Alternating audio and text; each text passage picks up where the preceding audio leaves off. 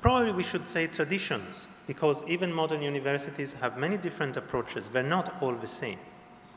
And in fact, one point that I would like to make is that when we want to have an approach which is, let's say, tradition-friendly, like we are in a modern university, but we want to have elements of traditional learning, we should also reflect on which type of contemporary scholarship is more attuned to it. My own experience so far is that philologists happen to be closer to the Buddhist tradition. And the reason is quite simple, because they tend to have great care for the text. They spend a lot of time trying to understand the text. Sometimes we only see the finished product, like we see an edition, and we think that they're only interested in very minute details. But in order to obtain that edition, they went through very vast learning. And indeed, this tradition exists within the Buddhist tradition itself. If we read the commentaries, we can find that very often the commentator discusses the reading of the Mula, sometimes rejecting it.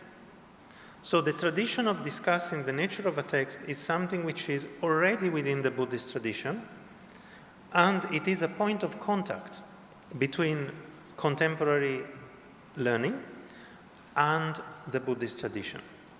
So I feel that this is just an example, but within the contemporary approaches, we can also look for which approaches are more friendly towards traditional methods.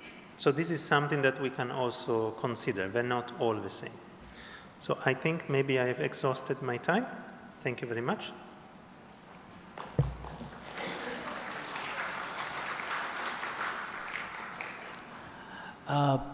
Thank you, Professor. You rightly pointed out the importance of chanting and group chanting, and what are the benefits it gives. In a country like Myanmar, Abhidhamma chanting is so common, you find Patthana chanting going on, and it's so, the whole environment gets charged and reverberates. So I am thankful to you for your presentation. If you have any question, you can please ask, but we won't have more questions because time constraint, 2 more speakers, so we have to abide by the time. If there is a question, please raise your hand and you can ask question. But we limit ourselves, it will be better. And if you have any query, you can always, Professor is here, so you can always ask him, you can have more discussion on this.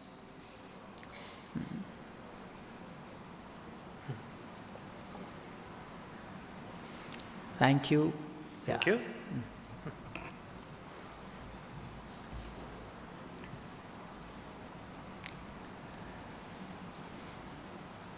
I think you can come, yeah.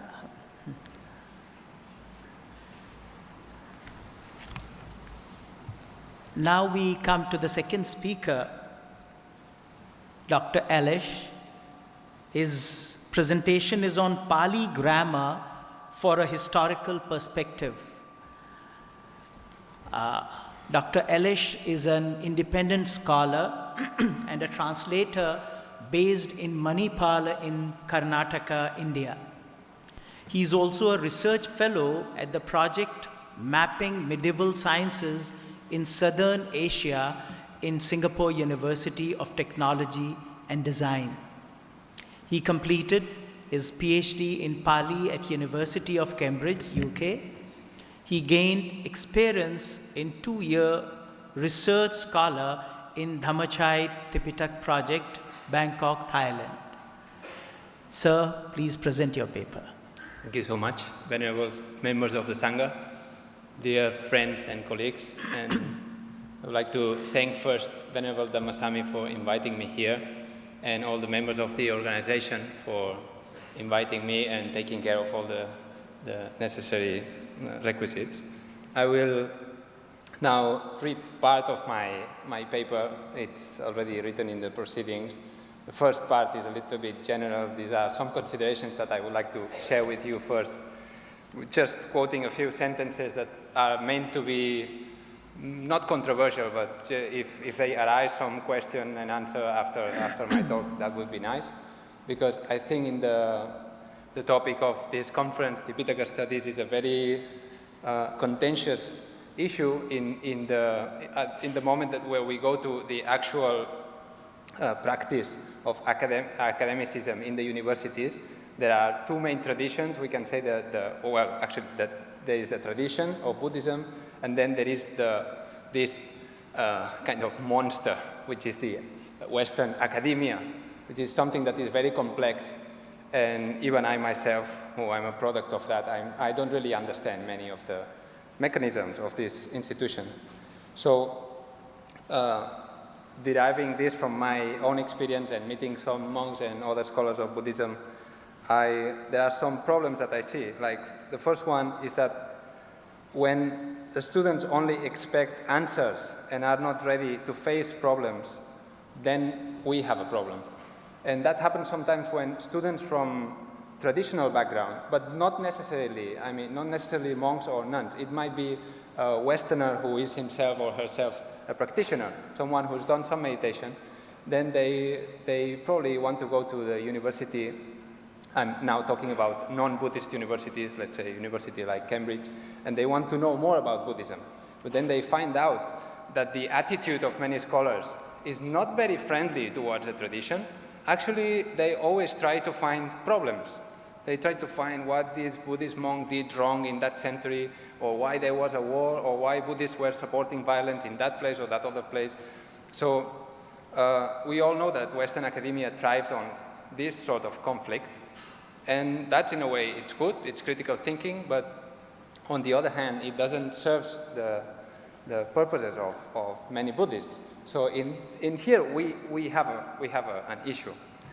Then I think in general, with a very grand generalization, the Western tradition tends to have a historical approach, both to, in this case, to Pali, the Tipitaka, and Buddhism, whereas the Asian tradition or the indigenous tradition tends to have an insider's approach. So this is again an epistemological problem that transcends Buddhism itself.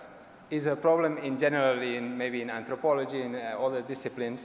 When we study something, is it better to study it from within or from without? Like, in order to understand Buddhism, do we need to practice? Or it is better understood if we don't practice and then we are objective, whatever that is. Maybe in Buddhism, we all will say, well, actually, you have to taste, you have to practice. But think about, let's say, Islam. Do you need to practice Islam in order to understand Islam? In other words, do you need to be a Muslim in order to say something about Islam? Or if you are not a Muslim, you should not talk about Islam because you don't know anything about Islam? This is another question. I don't have the answer. Actually, it's not the point that there is an answer. It's a debate, it's open, there are many nuances, and I think this is something we should also reflect upon, because it is not the case that every university is supposed to choose one way or the other. Although I understand that if a university is a Buddhist university, then clearly it's the insider's approach. But if it's not a Buddhist university, then which one do we choose? I mean, is the student allowed or not to take the insider's approach? In general, in Western universities, we are not allowed to take the insider's approach. And if we do that, then we have to justify it in several ways. So this is another general consideration that we can discuss here or somewhere else. Then there is another issue, is that the critical or historical approach generally shows or tends to show that the Tipitaka alone cannot tell us anything. Like any other text, it requires interpretation. So whatever the approach we choose, the insiders or outsiders approach, it is always true that we require interpretation. So which interpretation and what does interpretation mean is also a critical moment. And then another point that it's related to the other point, and I'm also discuss a little bit in more detail here, it's that, well, this is something I've actually discussed with many friends, and I never came to have a real complete conversation or someone who can really give me a very clear explanation. But in my opinion, I think there is also a lot of confusion when we talk about Buddhist studies between two things. So when we study Buddhism, it is not that we study the Dhamma. So this, in theory, at least from the academic point of view, these are two different things. Suppose if I study the Dhamma, I can study the Dhamma without actually reading the Tipitaka. That's even said in the Tipitaka.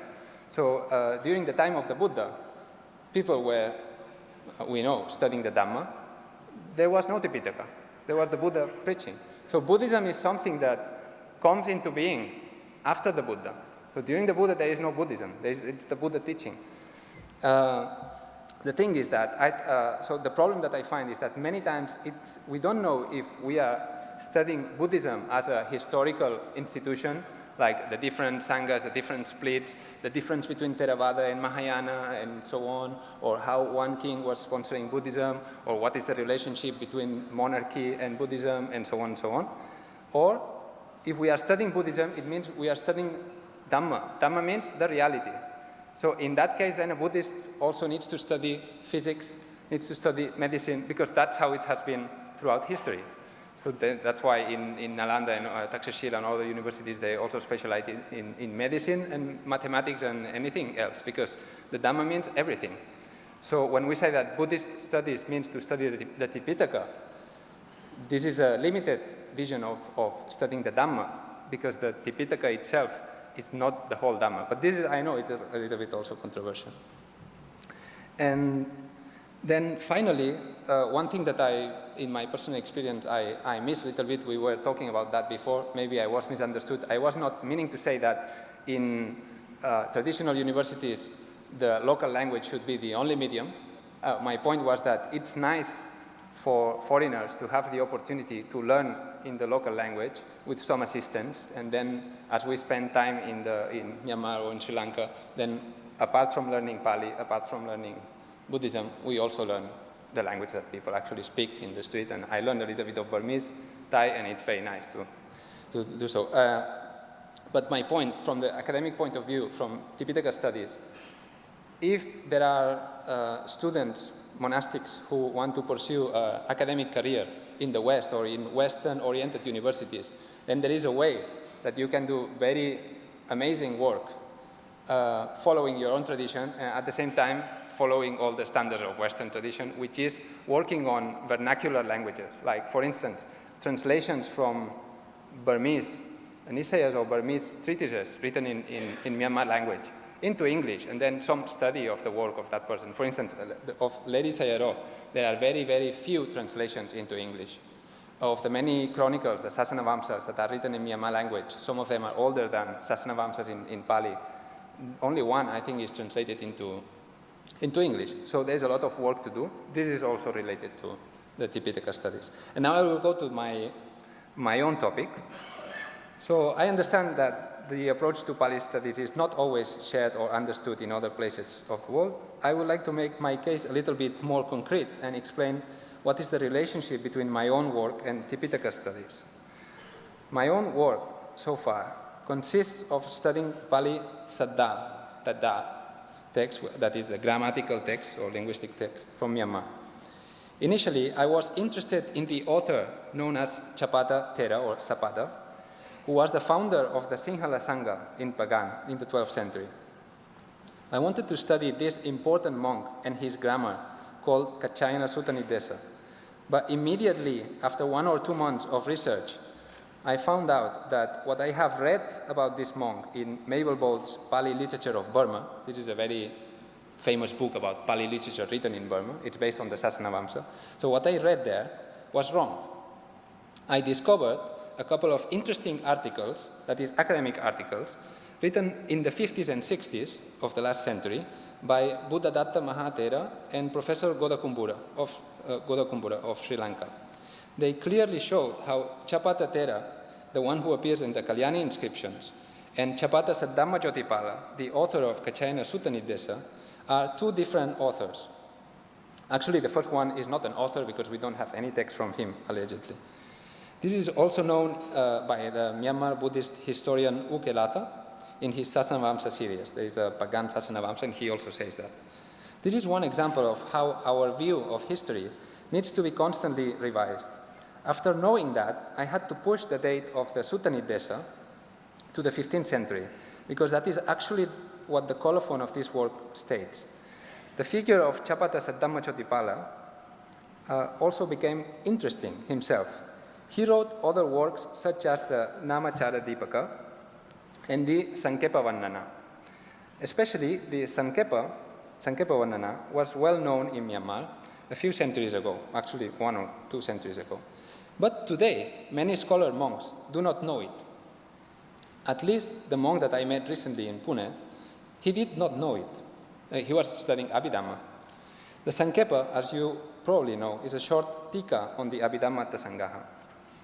And I have not seen any printed edition in Myanmar. I have only seen a Sinhalese printed edition and some Burmese manuscripts of the Sankepa Vannana and the Nisaya. This is not part of my research, and it simply shows that there is still a lot of work to be done in terms of editing Pali and Myanmar texts of the past.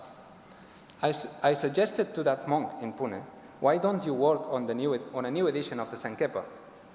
But he was not very interested in that. So many students, they prefer to go to the very big topics. Now, some may ask why this sort of research is related to the Tipitaka. As I said, we approach the subject from a historical perspective. As you all know, the texts of the Tipitaka have been transmitted both orally and by writing. By writing, we mean in palm leaf manuscripts. We also know of a recurrent phenomenon in the history of Buddhism which has shaped the Tipitaka, and this phenomenon is called in Myanmar Sasana Visodhana, the purification of the Sasana. The purification of the Sasana occurs at many levels, but first and foremost, it is a revision and edition of the Pali text of the canon. As you all know, this revision is carried out by experts in Pali grammar. Hence, the development of Pali grammar as a Buddhist discipline goes hand in hand with the preservation of the Pali text of the canon. They are not two separate phenomena. By studying Pali grammars from a historical perspective, we can learn about the way texts were preserved. Most importantly, we can learn that Theravada monks made efforts to preserve the text in their original state. This is crucial if we consider the fact that not all Buddhist communities have shown the same interest in the text.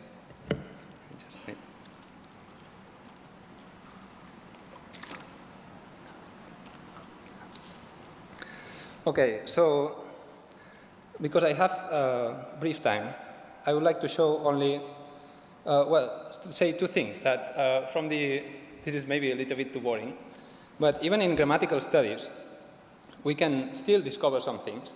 Before, in some papers that has been read in the previous session, there was the mention of one very important Pali grammar written in Pagan. It's called the Karika.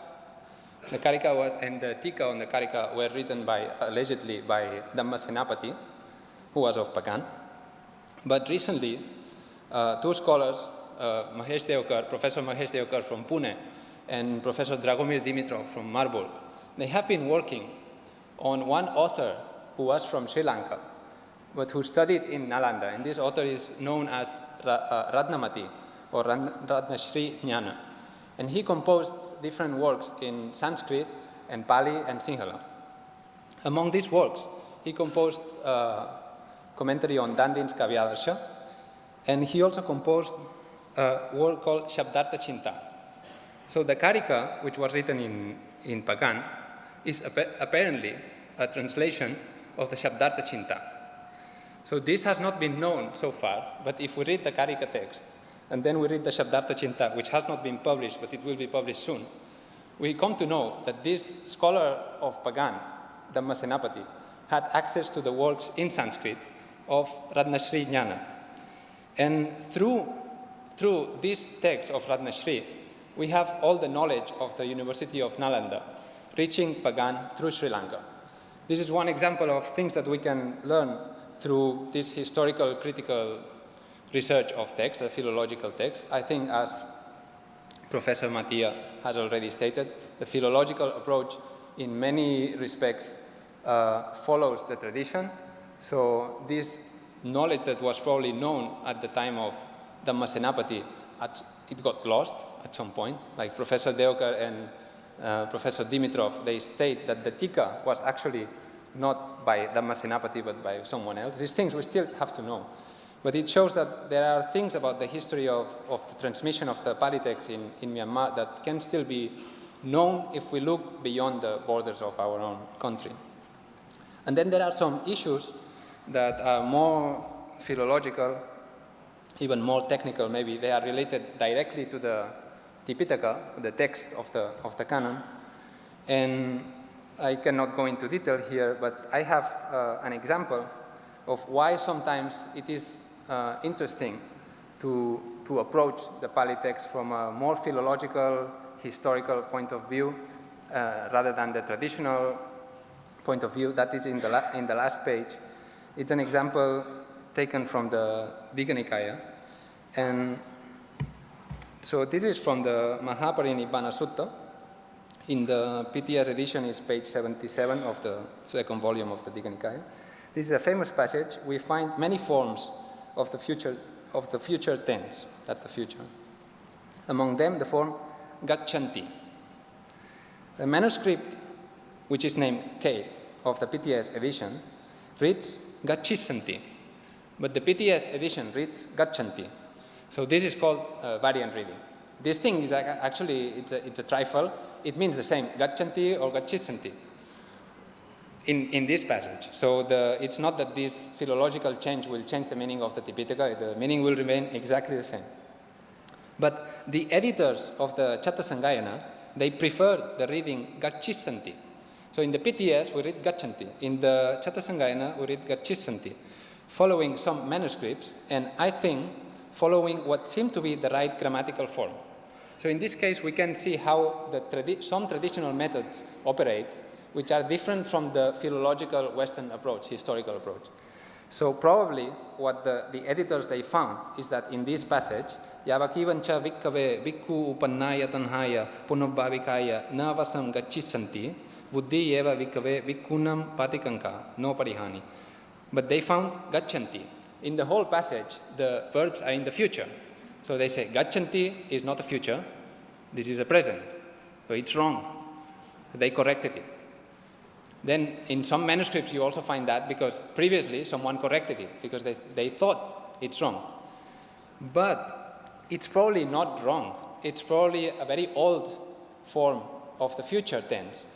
As you know, the Pali language shows many signs of antiquity, and in many respects is older than classical Sanskrit.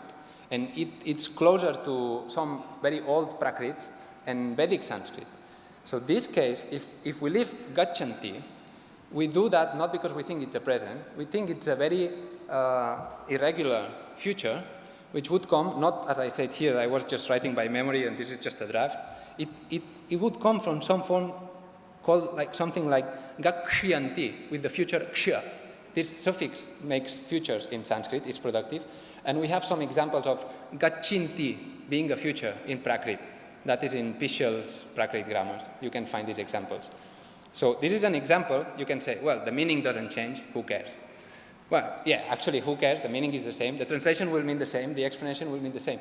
But when we sometimes discuss how old is the Pali canon, then if we preserve these forms that can only be discovered if we approach it comparatively, if we also study Prakrit and ancient Indic philology, then we can know more. And from a more empirical point of view, data or features of Pali as a language then can also be interesting for our own narratives and explanations of the tradition. So, of course, we all believe that the Pali canon goes back to the days of the Buddha. It's based basically on recitations of that day, but it's also important to discover these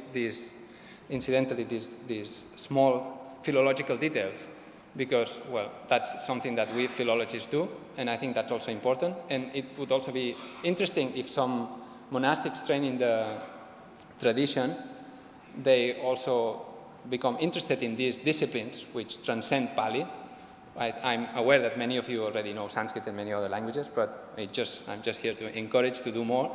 There is more to be done, and I think I will leave it here. Thank you very much for your kind attention. Sadhu, sadhu, sadhu. Thank you, Dr. Alish, for a wonderful presentation. You rightly pointed out the importance of grammar and in understanding the text as well as the philosophical concepts. And I fully agree with you that our new research scholars should pay more attention towards their researches and what they would like to do, because just taking a text or working on a concept, just making more things getting from one side to another, that won't make much of a research. So it has to be real research. We need to definitely go in deeper. And so far as understanding of the Tipitaka Studies, both at the contemporary level or at the traditional level, I think grammar is the key. I fully agree with you. So, my dear Dhamma friends, the paper is open. If you have any queries about it, you may ask it. But I still request that, he's here tomorrow also. If you have any question, you can always ask him in detail. So, if you permit us, we can go for the third speaker, because time constraint is again there. So I call upon Dr. Pyi Taw to present her paper entitled A Forgotten Culture of Research in the 19th, 20th Century Myanmar, a Burmese Sayadaws and their works. Before she starts her paper, I just want to give you a brief about her. Dr. Pyi Taw is currently a research fellow in Abhidhamma meditation at King's College in London University. She specializes in Burmese Buddhism, Abhidhamma and meditation, Buddhist business practices, and Buddhist ethics. She obtained her PhD in Patana from King's College, London. She also has an MA with distinction in Buddhist Studies from SOAS University of London and BA in Economics and Management from Oxford University. So, Madam, I request you to present your paper.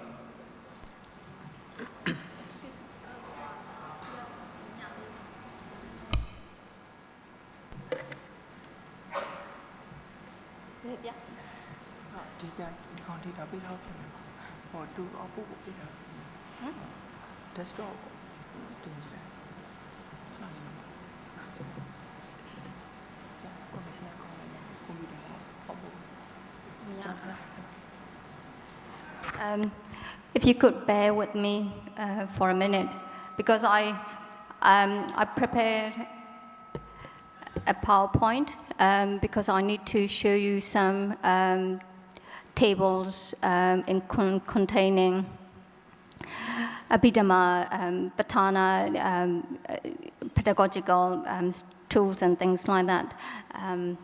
So could you just bear with me for a minute?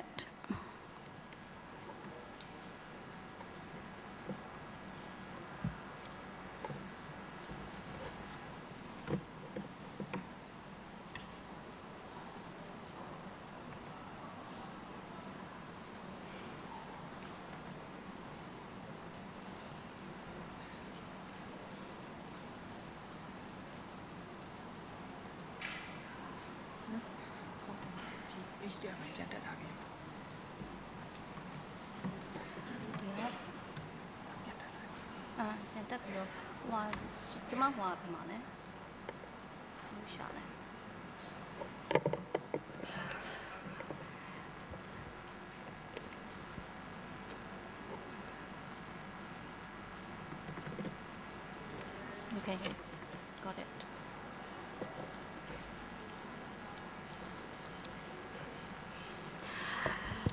What I want to start by saying is So in this paper, what I will be looking at is the forgotten culture of research by looking at how the Burmese Sayadaws have actually done quite a lot of research by looking through their or drawing upon their textual knowledges, and that includes because they have done, as we had heard, quite a lot from various speakers about how Burmese monastic education has gone through a lot of examination and become very much formalized way of study.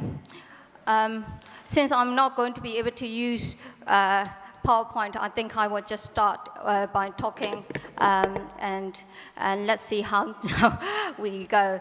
So the main point of my paper is to share with you that how various Burmese Sayadaw, such as